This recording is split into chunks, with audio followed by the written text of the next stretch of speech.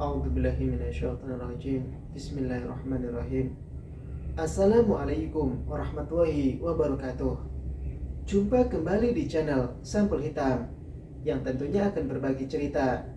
Dan untuk cerita kali ini masih melanjutkan cerita sebelumnya yang berjudul Gagal Jadi Tumbal. Cerita ini ditulis oleh Faiza Wibisono atau Mon Jasmine. Dan bagi teman-teman yang ingin membacanya secara langsung, teman-teman bisa langsung cek link yang saya sudah siapkan, ada di kolom deskripsi. Oke, tak usah berlama-lama, mari kita simak ceritanya. Seharian ini, hatiku dibuat berbunga-bunga oleh calon suamiku. Berjam-jam aku menatap pantulan wajahku di cermin, sembari memainkan kalung berliontin huruf K ini. Tak sabar menanti hari itu tiba. Aku dan Mas Kamil akan bersanding bersama, bernaung di bawah selimut yang sama. Oh, tidak. Ku tatap mataku, merasa malu sendiri, membayangkan hal yang bukan-bukan. Dasar jomblo kerak, Zulaiha, rutuku memaki diri sendiri. Terdengar suara ketukan pintu, diiringi suara panggilan dari ibunya Mas Kamil. Nak, ini ibu, bisa buka pintunya? Iya bu, jawabku terbatas setengah grogi. Kenapa deg-degan begini? Bertemu calon mertua. Aku harus rileks, tarik napas, memantapkan hati. Ibunya Mas Kamil orang yang baik. Namun, mengapa semakin dekat dengan ambang pintu, rasanya bulu kuduku jadi meremang hebat, seperti merasakan kehadiran demit di sekitar sini. Tapi, kata Wisang, di rumah ini tak ada satupun demit yang bisa masuk. Lalu, bersumber dari manakah hawa mistis ini? Rasanya aneh sekali.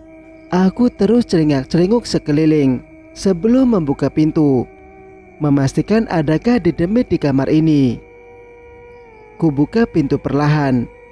Senyum ibunya Mas Kamil merekah menatapku. Wanita ayu bak Pragawati senior itu membawa sebatas berbahan kertas yang aromanya seperti baru diambil dari supermarket. Boleh ibu masuk nak? Boleh bu, silakan. Kami pun duduk di tepi ranjang. Nak, sebelum kamu balik, ibu mau ngasih ini buat kamu. Ibu pilihkan, semoga pas dengan ukuranmu. Nanti kalau kami datang di acara lamaran, dipakai ya. Apa ini bu? Dibuka aja. Kubuka perlahan isi dari tas tersebut. Alangkah terkejutnya aku. Membuat sepasang bola mataku membelalak sempurna. Calon ibu mertuaku memberikan gaun brokat merah berwarna abu-abu dengan hiasan manik kristal Swarovski nan elegan. Bentuknya sama sekali tidak ramai, tapi tampak mewah dan berkelas, seperti rancangan desainer ternama. Lalu istimewanya, gaun ini berlengan panjang, jadi cocok dipadukan dengan hijab stylish. Mas Kamil baru saja memberiku hadiah kalung mewah sebelum aku kembali. Sekarang ibunya memberikanku gaun merah ini. Ya Allah, aku sungguh beruntung menemukan keluarga sebaik mereka. Aku berdiri, mencoba menempelkan pakaian ini ke tubuhku, memastikan apakah ukurannya pas atau tidak. Ternyata benar-benar pas. Hanya di bagian bawah agak kepanjangan karena gaun ini mewah mencuntai. Aku jadi tak kuasa menahan rasa haruku hingga air mata ini luruh begitu saja. Aku jadi tak kuasa menahan rasa haruku, hingga air mata ini luruh begitu saja. Kamu suka gaunnya, nak? Aku mengangguk. Suka banget, Bu. Ini istimewa, seperti gaun para putri di negeri dongeng. Kalau kamu yang pakai, pasti nanti kamu akan secantik putri dari negeri dongeng, nak. Dia berdiri, mendekat ke arahku, lalu mengelus rambutku. Kuteguk ludah spontan. Kenapa sentuhannya membuat bulu kuduku meremang hebat? Kamu sudah gak punya orang tua. Nanti kalau kamu sudah resmi menjadi istri Kamil, jangan anggap aku ibu mertuamu. Aku ibumu, nak. Dia memelukku erat, lalu mengelus punggungku. Duh Gusti, kenapa jantungku terpacu tak terkendali begini? Pori-poriku seakan membesar gara-gara bulu kuduk yang terus berdiri. Kamu siap-siap ya, nak. Sebentar lagi Pak sopir akan mengantar kalian ke terminal. Kini dia melepas rengkuhannya dariku. Terima kasih, Bu. Ucapku terbata. Sekarang ibu keluar dulu. Dia pun membalikkan tubuhnya, lalu berjalan meninggalkan kamarku. Astagfirullah, kenapa semengerikan ini? Rasanya dekat dengan calon ibu mertua. Padahal dia baik padaku selama ini, tak pernah memandangku rendah, sekalipun aku miskin dan berasal dari desa. Lantas kenapa aroma dan hawa kehadirannya terasa begini? Ku elus dada sembari mengendalikan degup jantung yang terpacu tak beraturan ini. Meski berat, aku harus meninggalkan rumah ini. Pak Ayatmu tukang kebun membawakan segala barang bawaan kami.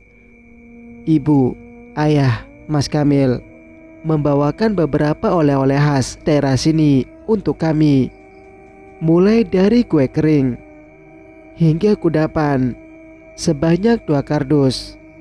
Sebenarnya Pak Le merasa tak enak membawa barang sebanyak ini, namun dia tak kuasa menolak kebaikan sahabat bapakku itu. Hadiah dari ibu kumasukkan ke dalam tas ranselku. Sedangkan kalung dari Mas Kamil kini menghiasi di leherku.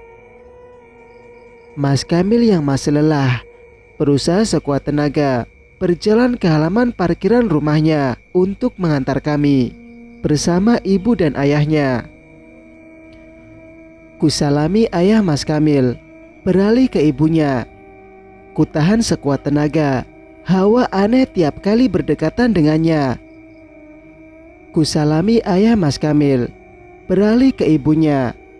Kutahan sekuat tenaga hawa aneh tiap kali berdekatan dengannya. Setelahnya bersalaman dan merengkuh bibi. Dia adalah makhluk paling heboh dan blak-blakan di rumah ini. Terakhir, Mas Kamil. Kali ini kusalami dan kukecup telapak tangannya. Sebelum aku masuk mobil, dia berbisik, hati-hati di jalan, jaga hati, jangan ketemu lagi sama cowok itu, cowok yang ada di Taman Selosia. Dek, rasanya hatiku seperti tertampar ucapannya barusan. Mas Kamil masih saja mengungkit pertemuanku dengan Wisanggeni. Mas Kamil benar-benar merasakan cemburu. Itu pertanda baik. Berarti Mas Kamil mengkhawatirkanku. Tak suka aku berdekatan dengan pria lain. Itu spontan membuatku tersenyum sendiri di mobil. Kami melambaikan tangan, tanda perpisahan. Singkat cerita, aku dan Pak Le telah berada di dalam bus jurusan Salatiga Semarang, Terminal Terboyo, Aku mengantuk sekali, tapi rasanya sangat tak nyaman jika harus tidur dalam bis seperti ini. Ku ambil earphone, hendak mendengar musik di MP3 ponsel, lagu-lagu pop tahun 2000-an. Mungkin akan sedikit merilekskan tubuh dan sejenak menjadi pengusir ngantuk.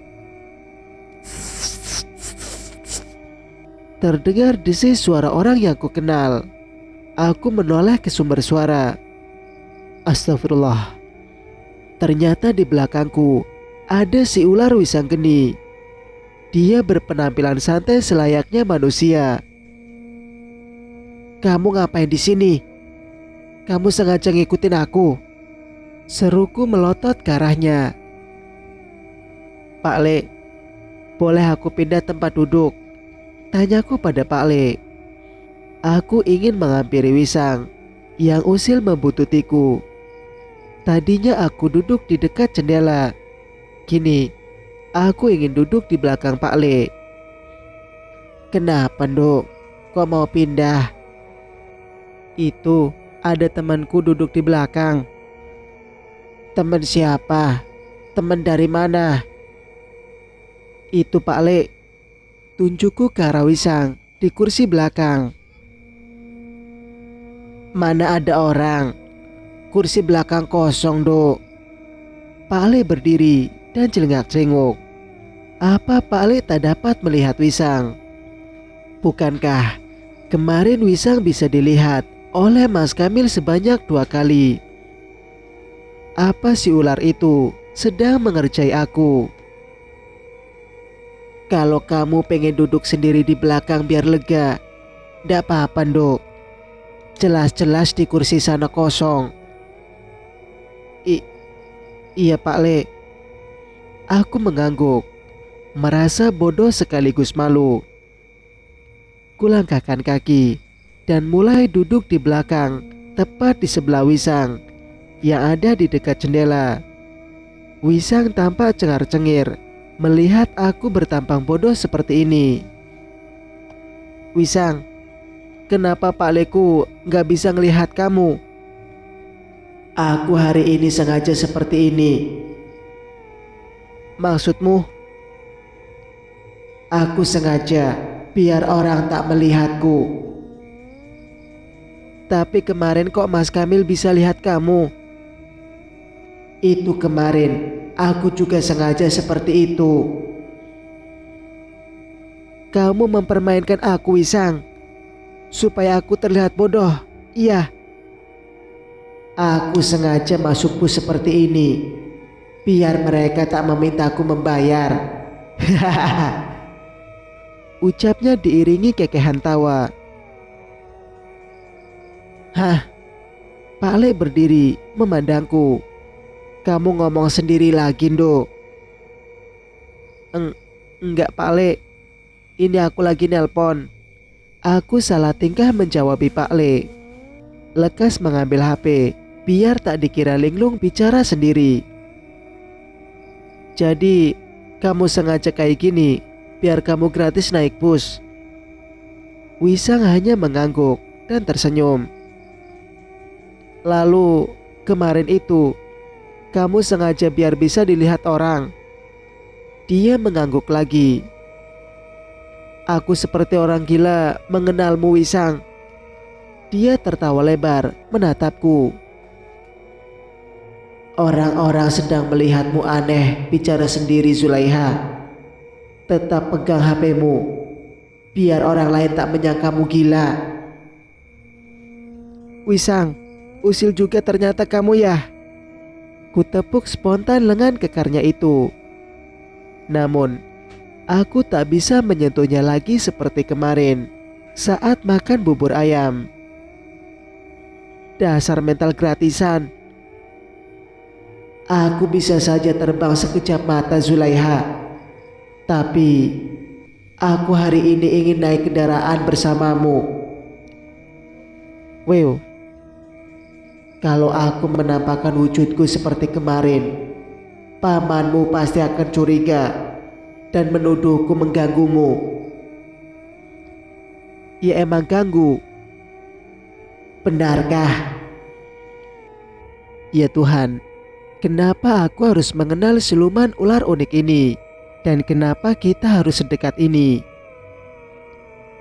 Kamu tak bisa menyentuhku lagi seperti kemarin, Zulaiha. Hari ini, aku hanya terlihat olehmu. Kamu ini, jangan bikin aku kayak orang gila, Wisang. Tetap pegang HP-mu, biar orang-orang tak curiga.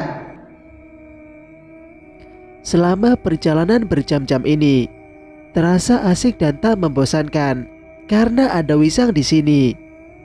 Baru kali ini, ada demit yang kooperatif dan asik diajak mengobrol. Hingga tak terasa, kami telah sampai terminal Terboyo. Kami beristirahat sejenak sambil menanti kedatangan bus jurusan Surabaya. Nantinya, kami akan turun di pertigaan Pucuk. Mungkin sore nanti, jelang maghrib, kami baru akan sampai ke tujuan. Wisang, apa kamu mau ikut naik bus juga ke Lamongan? Tentu saja. Kamu mau berwujud seperti ini lagi? Lalu, aku harus menampakkan diri seperti apa? Kayak kemarin, biar aku gak kayak orang gila, ngomong sendiri. Kalau Pak Lekmu melihatku duduk di sebelahmu, ngobrol denganmu, apa Pak Lekmu tak akan marah? Gini, kamu tuh berwujud dulu, biar bisa dilihat kayak kemarin. Kita kayak gak sengaja gitu ketemu, atau pura-pura jadi teman online. Lalu, sudahlah, kamu kayak gini aja. Ribet amat gak bisa diajak kerja sama. Kumanyunkan bibir 5 senti.